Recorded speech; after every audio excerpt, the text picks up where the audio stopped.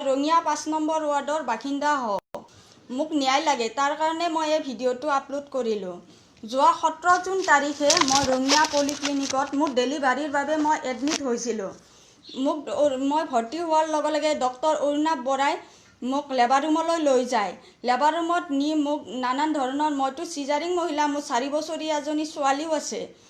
মই চিজাৰিং কৰিব এৰি মোক নৰ্মেল পুচিং কৰিবলৈ চেষ্টা কৰে। আৰু অৰুণাভ বৰাৰ লগত আছিল ডক্টৰ পংকজ কলিতা আৰু আপোনাৰ বেদশ্ৰী কলিতা। তাৰপিছত মোক লেবাৰ ৰুমত মোক বহুত ধৰণৰ গালি গালাজ পাৰে বিভিন্ন ভাষাৰে, যিটো মই ইয়াত প্ৰকাশ কৰিব নোৱাৰিম, কাৰণ তাৰপিছত মোৰ গুপ্তাংগত কেঁচিৰে কোবায়। তাৰপিছত মোৰ এটা ল'ৰা সন্তান জন্ম পায়। ল'ৰা সন্তানটো জন্ম পোৱাৰ পিছত ওলোটাই দিয়াৰ পিছত বাচ্চাটোৱে কান্দি উঠে। সেই সন্তানটো মই নিজেই দেখিছোঁ। তাৰপিছত মোৰ হাজবেণ্ডে মোৰ লেবাৰ ৰুমৰ ফ্ৰণ্টত ৰখি আছিলে। নাৰ্ছ এজনীয়ে গৈ কয় যে আপোনাৰ ল'ৰা জন্ম হৈছে, আপুনি টাৱাল কিনি আনক। যেতিয়া মোৰ হাজবেণ্ড টাৱাল কিনিব আনিব গ'ল, মই ভিতৰত চেঞ্চলেছ হৈ গ'লোঁ। চেঞ্চলেছ হৈ যোৱাৰ পিছত মোৰ হাজবেণ্ডে যেতিয়া উভতি আহি টাৱালকেইখন অৰুণাভ বৰাক দিব বিচাৰিলে, অৰুণাভ বৰাই ধমকি দি ক'লে যে তোৰ বাচ্চা 15 দিন আগতে পেটতে পচি মৰি আছে, এতিয়া তোৰ মাইকীও মৰিব। তই 2 বটল তেজ জলদি যোগাৰ কৰ, নহ'লে GMCত লৈ যা, ইয়াতে আমি বচাব নোৱাৰিম। তেতিয়া মোৰ হাজবেণ্ডে মোৰ ওচৰৰ মানুহ কিছুমানে কৈ থৈ দিছিলে, যদি ব্লাডৰ প্ৰয়োজন হয়, লকডাউন চলি আছে, আমিয়ে দিম, তহঁতে কিনি ল'ব নালাগে। তেতিয়া মোৰ হাজবেণ্ডে সেই মানুহবোৰক কণ্টেক্ট কৰিলে।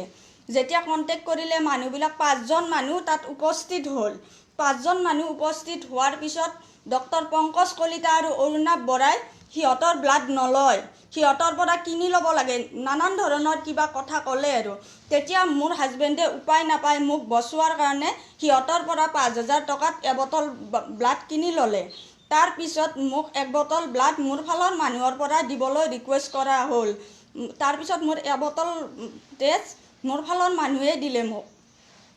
তাৰপিছত মোক সন্তানটো দেখুৱালে। পিছত যেতিয়া হাল্লা কৰিলে মানুহে, তেতিয়া লেবাৰ ৰুমৰ চিলিঙৰ ওপৰৰ পৰা কাৰ্টুনৰ ভিতৰৰ পৰা বাচ্চা এটা দেখুৱালে, যিটো বাচ্চা হাত ভৰি চব ঠিকে আছে, মাথাটো ফাটি আপোনাৰ গলি গৈছে, পচি গৈছে যিটো বাচ্চা। কিন্তু অলপ আগততো মই তাৰ মাত শুনিছোঁ, আৰু মই মাক এটা, মই আগতেও সন্তান জন্ম দিছোঁ। মোৰ পেটত বাচ্চাটোৱে লাঠি মাৰিছে নে গুৰিয়াইছে মই কি গম নাপাম নেকি? মোৰ বাচ্চাটো কি ভালে আছে? আগদিনালৈ যি মোক পেটত গুৰিয়াই আছে, সেই বাচ্চাটো হঠাতে কি হ'ল? আৰু মই কণ্টিনিউ 14 জুনৰ পৰা আপোনাৰ 17 জুনলৈ মই চিভিলত দেখুৱাই আছোঁ। চিভিলত গোটেইকেইটা ডক্টৰে, মোৰ প্ৰেছক্ৰিপশ্যন আছে মোৰ লগত। তেতিয়া ডক্টৰে কৈছিল বাচ্চা ঠিকেই আছে, কিন্তু ব্লাড কম আছে, ব্লাডৰ কাৰণে GMCহে ৰেফাৰ কৰিছিল মোক। তাৰপিছত মই GMCত ৰেফাৰ কৰাৰ পিছত মোৰ বিষৰ কাৰণে মই পলিক্লিনিকত এডমিট হ'ব লগা হ'ল। তাৰপিছত মোক যিটো সন্তান দিলে একেবাৰে মৃত, তেনেকৈ থাকিলোঁ। 2 দিন মই তাত মেডিকেলত এডমিট থাকিলোঁ। মেডিকেলত এডমিট থকাৰ পিছত 19 তাৰিখে মোৰ হাজবেণ্ডে মানে কি ঘৰত আহিছিলে। মোৰ মা মোৰ লগতে আছিলে তেতিয়া। ভিডিঅ' ফুটেজ চালে নিশ্চয় পলিক্লিনিকে দেখাব পাৰিব। মোৰ মা মোৰ লগত আছিল, মোৰ হাজবেণ্ড ঘৰত আহিছিল, যিহেতু ওচৰতে ঘৰ, গা পা ধোৱা কথা আছে, ঘৰত আহিছিল। ঘৰত অহাৰ পিছত সন্ধিয়া হৈছিল। সন্ধিয়া ৰঙিয়া পলিক্লিনিকে পুলিচ পঠাই দিয়ে মোৰ ঘৰত। মোক পুলিচ পঠাই দি মোৰ শাহুমা, মোৰ দেওৰ আৰু মোৰ হাজবেণ্ডক বিভিন্ন ধমকি দিয়ে, আনকি মোৰ হাজবেণ্ডক 2 লাঠিও মাৰে পুলিচে। তাৰপিছত পলিক্লিনিকত লৈ যায় গাড়ীত উঠাই নি মোক পলিক্লিনিকৰ দুৱাৰমুখত নমাই থৈ যায়। পলিক্লিনিকৰ দুৱাৰমুখত যেতিয়া নমাই থৈ গ'ল, তেতিয়া ডক্টৰ পংকজ কলিতাই মোৰ শাহুমাক এটা কেবিনত ভৰাই থয়। কেবিনত ভৰাই লৈ দাবী ধমকি দি কয় যে আপোনাৰ পেচেণ্টটো ইয়াৰ পৰা লৈ যাওক, আপোনাৰ পইচা পিছত পে'মেণ্ট কৰিব, আমাৰ চিজাৰিং কেছৰ কাৰণে বহুত পেচেণ্ট আহি আছে, আমাক চিট লাগে। তেতিয়া মোৰ শাহুমাই ক'লে, মই কাইলৈ আপোনালোকেতো ৰিলিজ দিয়া নাই মোৰ পেচেণ্টক, মই কাইলৈ লৈ যাম পইচা পে' কৰি। কৈছে নালাগে, আপোনাৰ ওচৰৰে মানুহ, আপুনি পইচাটো পিছত দিয়ক, আপুনি এগ্ৰিমেণ্টত চহী কৰি দিয়ক, চহী কৰি দি আপোনাৰ পেচেণ্টটো আপুনি লৈ যাওক। তেতিয়া মোৰ শাহুমাই চহী কৰি মোক লৈ আহিলে, কিন্তু মোৰ হাজবেণ্ডেহে এডমিট কৰিছিল। মোৰ শাহুমাৰ লগত এগ্ৰিমেণ্ট কিহৰ পংকজ কলিতাৰ, সেইটো কথা মই জানিব বিচাৰোঁ। তাৰপিছত মই যেতিয়া ঘৰত আহিলোঁ, 25 তাৰিখে মই সম্পূৰ্ণৰূপে সুস্থ হ'লোঁ। সম্পূৰ্ণ মানে অলপ সুস্থ হ'লেও মোৰ অলপ মানে সেন্সলেছটো আহিল আৰু অহাৰ পিছত মই নিজকে নিজে প্ৰশ্ন কৰিলোঁ যে মোৰতো বাচ্চাটো ঠিকেই আছিল, মোৰ বাচ্চাটো মই মাতো শুনিছোঁ, হঠাৎ কি হ'ল? মই নিজকে নিজে প্ৰশ্ন কৰি মোৰ হাজবেণ্ড আৰু শাহুমাক ক'লোঁ যে মই আজি পলিক্লিনিকত যাম, ডক্টৰ অৰ্ণৱ বৰাক লগ কৰিম, মোৰ বাচ্চাটো কি হ'ল মই সেই কুৱেশ্যনটো কৰিম। তাৰপিছত মই গ'লোঁ, যোৱাৰ পিছত মানে কি হ'ল, ৰিচিপশ্যনৰ ল'ৰাবিলাক ক'লোঁ যে মোৰ নথি পত্ৰবিলাক যিবিলাক মোৰ প্ৰেছক্ৰিপশ্যন আছিলে, টেষ্টৰ ৰিপৰ্টবিলাক আছিলে, সেইবিলাক মোক দিয়া নাছিলে। তাৰপিছত মই টেষ্টৰ ৰিপৰ্টবিলাক বিচাৰিলোঁ, বিচৰাৰ পিছত মানে সিহঁতে মোক দিব বিচৰা নাই। নিদিওঁতে মই ক'লোঁ যে মোক জেৰক্স হ'লেও লাগিব, মোৰ বহুত ডাঙৰ কাম আছে। তেতিয়া মোক জেৰক্স কৰি মোৰ প্ৰেছক্ৰিপশ্যন আৰু মোৰ ৰিপৰ্টবিলাক দিলে। অৰিজিনেল এতিয়াও সিহঁতৰ তাত আছে, এতিয়ালৈ মোক দিয়া নাই। তাৰপিছত মই সেই ফটোষ্টেটখিনি লৈ বহি থাকিলোঁ। মই 17 জুনত যে অৰ্ণৱ বৰাৰ তাত প্ৰেছক্ৰিপশ্যন এখন লৈ, যিটো পইচা ভিজিট কৰিহে আমি প্ৰেছক্ৰিপশ্যন ল'ব লাগে এজন ৰোগীয়ে, সেই প্ৰেছক্ৰিপশ্যনখন মই লৈ এডমিট হোৱা সেই প্ৰেছক্ৰিপশ্যনখন মোক নিদিয়ে। মই তেতিয়া ক'লোঁ যে অৰ্ণৱ বৰাৰ প্ৰেছক্ৰিপশ্যনখন মোক লাগিব, কাৰণ সেইখন মোৰ কাৰণে বহুত দৰকাৰী। তাৰপিছত মোক সেই প্ৰেছক্ৰিপশ্যনখনো জেৰক্স কৰি দিলে। কিন্তু এটা ভাবিবলগীয়া কথা যে যিজন ডক্টৰ পলিক্লিনিকৰ ডক্টৰ হয়, বহুত জনা বুজা ডক্টৰ, 2020ক 2030 লিখিছে আপোনাৰ প্ৰেছক্ৰিপশ্যনত। এতিয়া 2020 চলি আছে নে 2030 চলি আছে? নিশ্চয় কিবা ভয়তে কৰিছে, কিবা এটা ভুল কৰিছে তেখেতে, নহ'লে প্ৰেছক্ৰিপশ্যন মোৰ তাত এতিয়াও জেৰক্স কপি আছে, সেইটো মই দেখুৱাব পাৰোঁ। তাৰপিছত মই জেৰক্স কপিটো মই থৈ দিছোঁ এতিয়াও, সেইবিলাক লিখিছে। মই সেইবিলাক চাই মই ৰিচিপশ্যন ৰুমত বহি আছিলোঁ। তেতিয়া ওপৰৰ চেৰীৰ পৰা অৰ্ণৱ বৰা নামি আহিছে, নামি আহি মোক কৈছে, হাতেৰে টিকলাই এনেকুৱাকৈ মোৰ মুখৰ আগত কৈছে যে তোক পলিক্লিনিকত কোনে সোমাব দিছে, ওলা এতিয়া ইয়াৰ পৰা, নহ'লে চৰিয়াই দিম, মোক তেনেকৈ কৈছে। কওঁতে মোৰো খং উঠি গ'ল, মোৰ মাথাটো এনেই নষ্ট আছিল, বহুত দুখত আছিলোঁ। মইহে গম পাইছোঁ মই মাক এটা হৈ সন্তান এটা হেৰুৱাই কিমান কষ্ট পাইছোঁ, কিমান দুখ পাইছোঁ।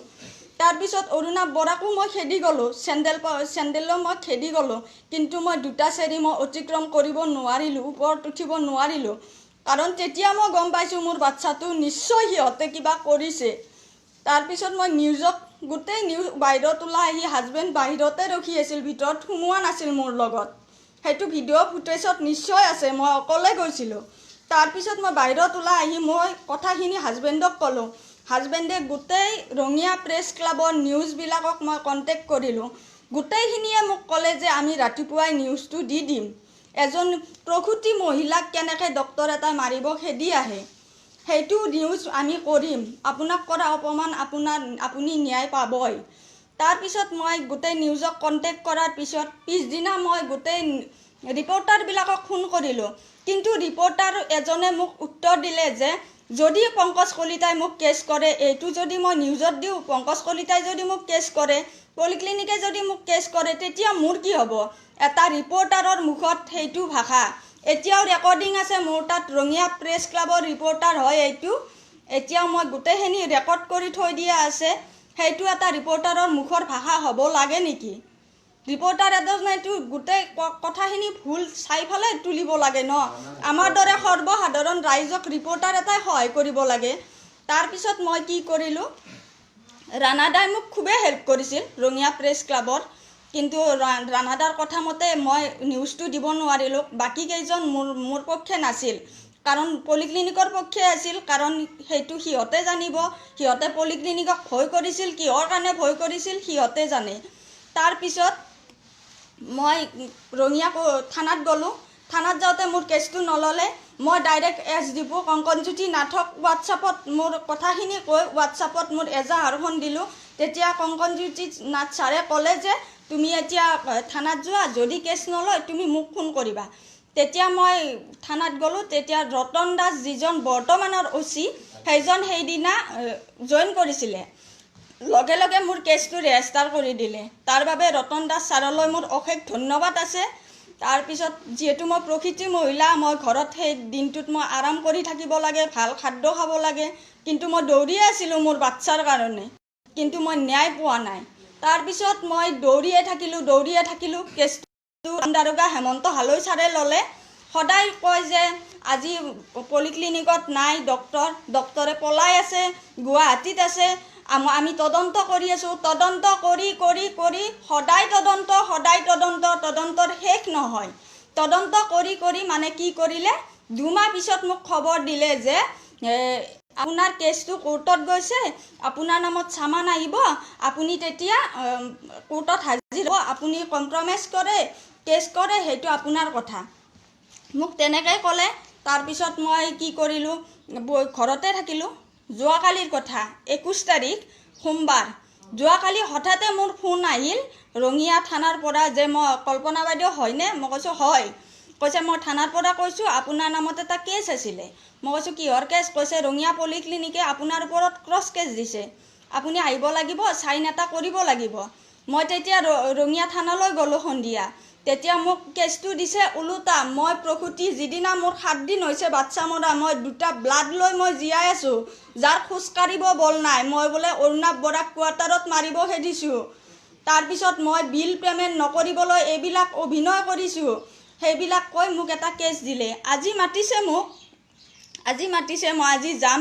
মোক এজন জামিনদাৰ লৈ যাব দিছে। মোৰ বাচ্চাটো কি কৰিলে সেইটো সিহঁতে মোক নজনালে, ওলোটাই মইহে জামিন ল'ব লাগে।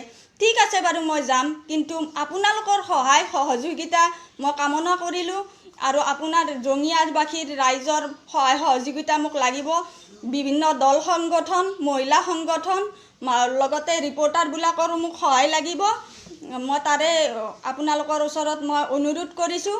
আৰু মোৰ এই লাইভ ভিডিঅ'টোত যোনে লাইক কৰি আছে, চাই আছে, তেওঁলোককো মই অশেষ ধন্যবাদ দিছোঁ। তেওঁলোকে যাতে মোক সহযোগ কৰাৰ বাবে মোৰ অশেষ ধন্যবাদ আছে।